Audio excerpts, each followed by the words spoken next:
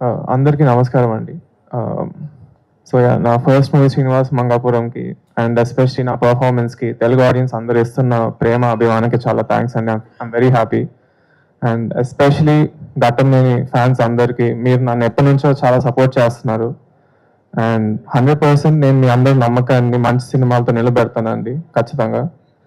ఎప్పుడు మీరు నన్ను ఇలానే సపోర్ట్ చేస్తారని కోరుకుంటున్నాను. అండ్ ఆఫ్‌కోర్స్ బంగారు తాతయ్యకి చాలా థాంక్స్ అండి. ఆయన ఎప్పుడు నన్ను బాగా సపోర్ట్ చేస్తారు. He always makes sure that నేను సరైన దారిలో వెళ్తున్నాను అని. So thank you.